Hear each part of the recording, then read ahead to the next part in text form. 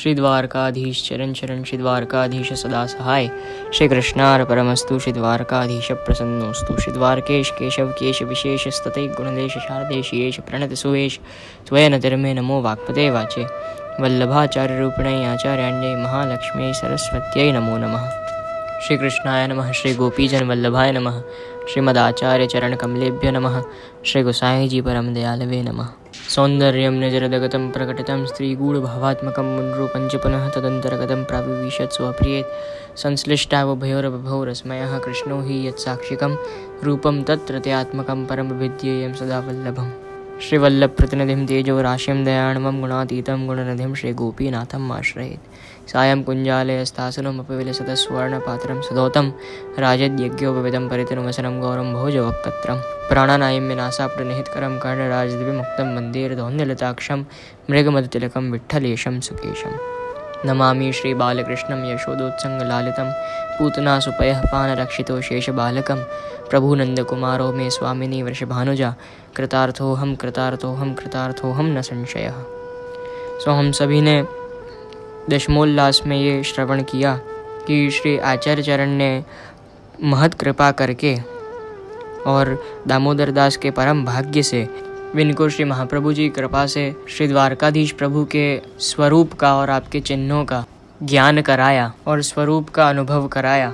सो हम सभी ने दशमोल्लास में ये श्रवण किए ही थे और हमने यहाँ तक श्रवण किया था कि आचार्य चरण ने उन्हें सब अनुभव करा के आज्ञा की कि दामोदर दास तुम बहुत परम भाग्यवान हो। यह स्वरूप इनकी इच्छा सु तुम्हारे ऊपर पूर्ण अनुग्रह करके विराजे है, तुम्हारे भाग्य की सीमा नहीं है। और तब दामोदर दास ने कृपानाथ को साष्टांग दंडवत करी और प्रार्थना की कि प्रभु मैं केवल इतना ही मांगता हूँ कि मैं सदा आपका दास बना रहूँ और निस्साधन हूँ और मेरो चित्त आपके ही चरण कमल में रहे और आपको एक क्षण विप्रयोग न हो। तब श्री महाप्रभु जी ने जाना कि यह अत्यंत दृढ़ भक्ति वाला जीव है और श्री आचार्य चरण ने यह विचारा कि ये मेरे दर्शन बिना नहीं रह पाएगा और इसकी देह छूट जाएगी। सो ऐसी दामोदर दास के अंतःकरण की जान के श्री महाप्रभु जी ने उनके पादुका जी सेवा में दामोदर दास के माथे पधरा दिए और आज्ञा करी कि इन पादुका द्वारा तुम्हारे मन वांछित तुमको प्राप्त होएगा। और ये आज्ञा करके फिर आप पाछे पृथ्वी परिक्रमा को पधारे और फिर श्री द्वारकाधीश जी दामोदर दास जी के माथे बिराजे। अब आगे की वार्ता यहाँ से है। सो अब एकादशोल्लास प्रारंभ होता है। सेठ जी श्री महाप्रभु जी की कृपा से अलौकिक निधि को प्राप्त करके निरंतर दृढ़ भक्ति से सेवा करते। सो सेठ जी संपत्ति वारे हते।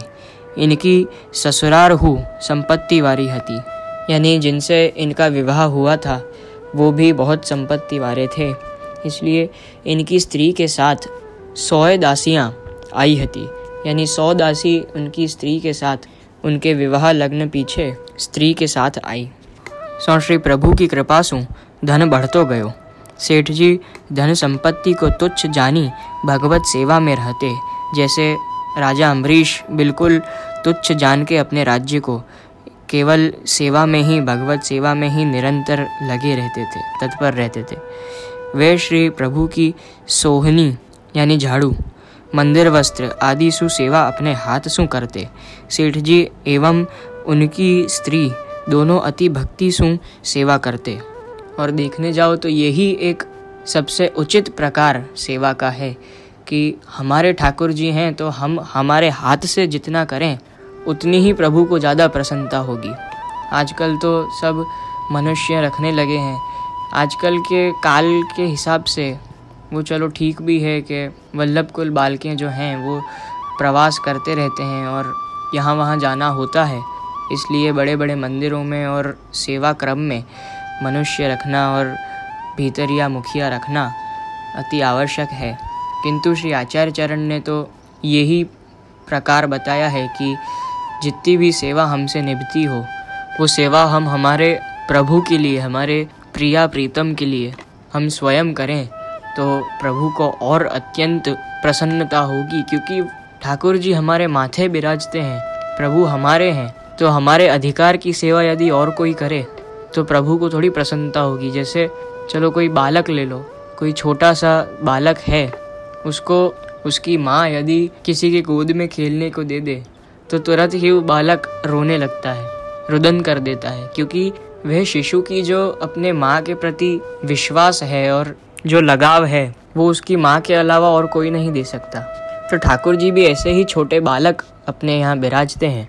हम उनकी सेवा न करें और किसी और को कह दें कि अब से मेरी जितनी भी सेवा है वो तू कर। तो जैसे एक बालक को आदत होती है अपने माता के गोद में रहना, और जो वो एक विश्वास है कि ये मेरी माँ है और ये मुझे कुछ नहीं होने देगी, वैसे ही अपने ठाकुर जी बिल्कुल छोटे से हैं, उनको कैसे और किसी के हाथ में दे दें तो ठाकुर जी को भी अच्छा थोड़ी लगेगा। इसलिए जितनी भी सेवा हमसे निभती हो उतनी करनी चाहिए, किंतु जितना हमारे पास अधिकार है, जितनी हमारी अधिकार की सेवा है, उतनी हमें ज़रूर नित्य करनी चाहिए। जैसे हमने 84 वैष्णवों की वार्ता में जो 10वें वैष्णव हैं हरिवंश पाठक, उनकी वार्ता में हमने श्रवण किया था कि हरिवंश पाठक काशी में रहते थे, श्री ठाकुर जी उनके काशी में विराज रहे थे और हरिवंश पाठक का पटना के हाकिम से बहुत मिलाप था। तो वह पटना उनको मिलने गए थे। तब डोल का समय निकट आ रहा था। तब उनके ठाकुर जी ने काशी में विराजते हरिवंश पाठक को पटना में उनने स्वप्न दिया और आज्ञा करी कि ये बार तू मुझको डोल नहीं झुलाएगो का। तो कहने का मतलब यही है कि ठाकुर जी अपने माथे विराजते हों, यानी तुमने अपने प्रभु को अपना सर्वस्व माना है और उनको ही अकेला छोड़ के कहीं हम भाग जाएं, तो ठाकुर जी कौन के लिए विराज रहे हैं? अपने लिए तो विराज रहे हैं, अपने निज भक्तों का, अपने निज जनों का उद्धार करने के लिए आप विराजते हैं। हम जो अरोगाते हैं वो आप अरोगते हैं, हम जैसे आपको पौढ़ाते हैं वैसे आप पौढ़ते हैं, जहाँ जैसे भी आपको बिराजवाते हैं आप सुखैन वहीं बिराजते हैं। तो ये सब हमने यदि आपको माथे पधराया है तो हम भक्तों के लिए ही तो ठाकुर जी चाहे कैसी भी परिस्थिति हो आप अपने साथ रहते हैं। तो इसलिए ही हमें हर हमेश कोई भी वस्तु करने से पहले ठाकुर जी को प्रथम आगे पधराना चाहिए। हर एक कार्य में, हर एक वस्तु में हमें ठाकुर जी का स्मरण अवश्य करना ही चाहिए, तभी जाके हम आगे कृष्णमय हो पाएंगे। और हमारे जीवन में कुछ भी हो रहा हो उसमें हर हमेश हमें ठाकुर जी की कृपा और श्री आचार्य चरण की कृपा और कुछ अच्छाइयाँ ढूंढना अति आवश्यक है। कितने वैष्णव कहते हैं कि हमारा पर तो कृपा ज नहीं थती, यानी हम पे तो ठाकुर जी कृपा ही नहीं करते हैं। ऐसे निरंतर रोते रहने से थोड़ी ठाकुर जी कृपा करेंगे। और क्या कृपा नहीं करी है ठाकुर जी ने? सबसे पहली कृपा जो हम सबको ठाकुर जी ने मनुष्य जन्म दिया, हमको देह दी, जिसके द्वारा हम ठाकुर जी की सेवा कर पा रहे हैं। दूसरी कृपा कि वैष्णव में जन्म दिया, और सबसे बड़ी कृपा है ये। और तीसरी कृपा कि पुष्टि जीव बनाकर आपने ब्रह्म संबंध कराया, यानी पूर्ण पुरुषोत्तम पर ब्रह्म से हमें सीधा संबंध करा दिया। इससे बड़ी और कृपा क्या चाहिए? मुझे तो ये पता नहीं चलता। अब इतनी कृपा तो कर दी, किंतु उसके बाद का जो हमारा धर्म है वो हम नहीं निभाते हैं और संसारी कामना वासनाओं में ग्रसित होकर हम क्षण भंगुर वस्तुओं का सेवन करके आनंद ढूंढने की कोशिश करते हैं। जबकि श्री आचार्य चरण ने स्वयं आनंदात्मक रसात्मक स्वरूप रसो वै सह श्री कृष्ण को हमसे बांध दिया, किंतु फिर भी हमें ये ज्ञान नहीं होता और हमको ये बोध नहीं होता कि हम पे पहले से ही कृपा दृष्टि बनी हुई है और कृपा वृष्टि निरंतर हो ही रही है। और अपने यहाँ तो साधन भी सेवा ही बताया है और फल भी सेवा ही बताया है, क्योंकि साधन भी प्रभु ही है और फल भी प्रभु ही है। तो हम जितना जल्दी यदि ये समझ जाएं कि हम पे पहले से ही कितनी कृपा हो चुकी है, वह कृपा का हम सदुपयोग करके श्री प्रभु की सेवा में तत्पर हों तो हमारा उद्धार होगा। तो ऐसे ही सेठ दामोदर दास भी भले ही कितनी भी संपत्ति, धन संपत्ति उनके पास थी, कितने ही समृद्ध थे, किंतु फिर भी वे सब तुच्छ जानते और भगवत सेवा अपने हाथों से, सुहानी मंदिर वस्त्र तक आप अपने हाथों से ही करते थे। इसलिए कोई भी सेवा, चाहे कोई भी प्रकार की सेवा हो, जैसी भी सेवा हो, हमें हमारा परम भाग्य मान के कि हमें ठाकुर जी की सेवा मिल रही है, भले कोई भी हो, कि मंदिर वस्त्र ही हो या कोई भी प्रकार की सेवा हो, वो हमें हमारा परम भाग्य मान के अवश्य करनी चाहिए। सो ऐसे सेठ जी एवं उनकी स्त्री दोनों अति भक्ति सु सेवा करते। एक बार सेठ जी जलपान की गागर भरवे जाते हते। ये हमने 84 वैष्णवों की वार्ता में सुना था, किंतु एक बार फिर अपन श्रवण करें तो कछु हमें खोटी बात नहीं है, और अच्छा ही है कि हमें कोई एक प्रसंग, एक वार्ता तो हमें हमारे हृदय में स्थित हो। तो एक बार सेठ जी जलपान की गागर भरवे जाते हते। बाजार में ससुर की दुकान हती। एक दिन इनके ससुर ने सेठ जी को गागर लिए देखे, सो सेठ जी के पास आए और कहे कि तुम हमारे जमाई हो, राजमंत्री हो, और ऐसो कार्य करो हो जो यासु मेरी लाज जाए है कि भाई तुम मेरे जमाई हो और स्वयं तुम राजमंत्री हो, फिर भी तुम ऐसा कार्य ये जल की गागर भर के सब बाजार में से निकल रहे हो, तो ऐसे कार्य से मेरी लाज जा रही है, यानी मेरी इज्जत कम हो रही है। घर में इतने लोग हैं, उनसे जल भराओ, तुम यह काम मत करो। स्वयं उनके ससुर जी ने कही। सो फिर सेठ जी ने ससुर से कछु न कही, घर जाए के सेवा में तत्पर भय।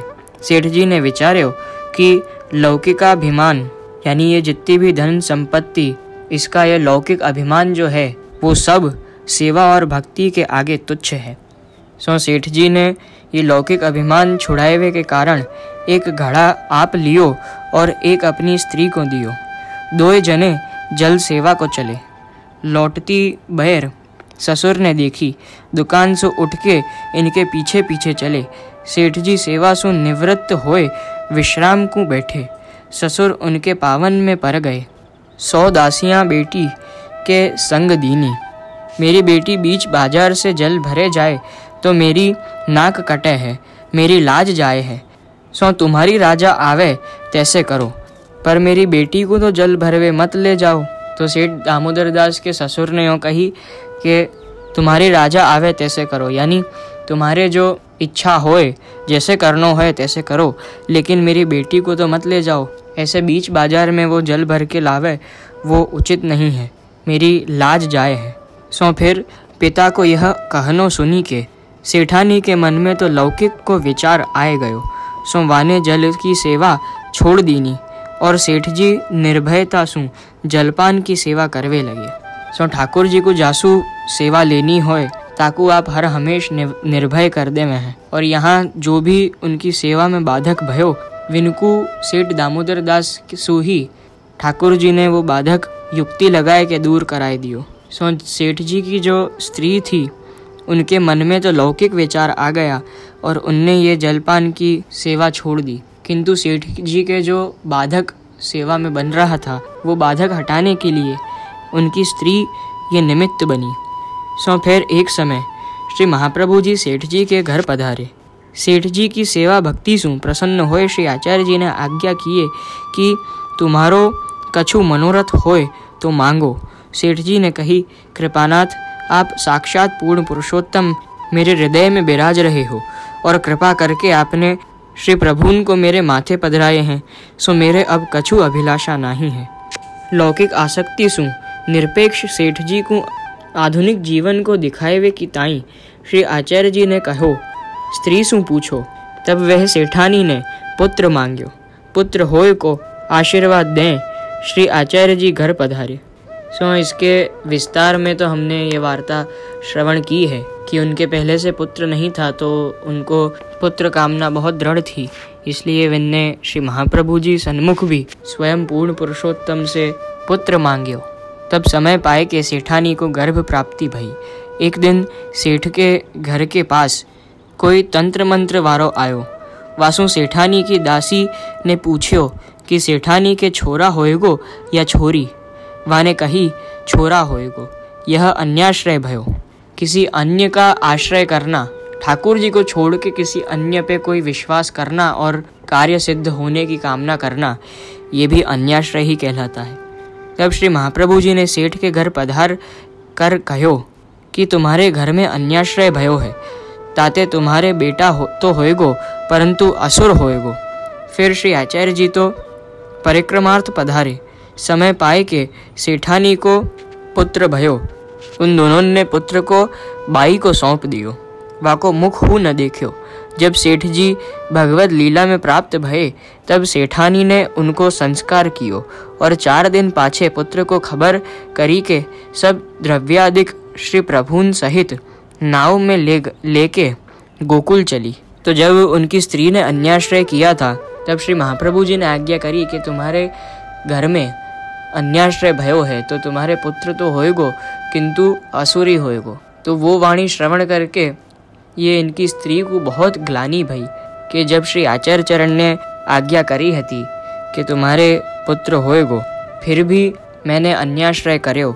तब वह सेठानी को यूँ भयो कि ये आसुरी पुत्र को तो मेरे मुखहू न देखनो है।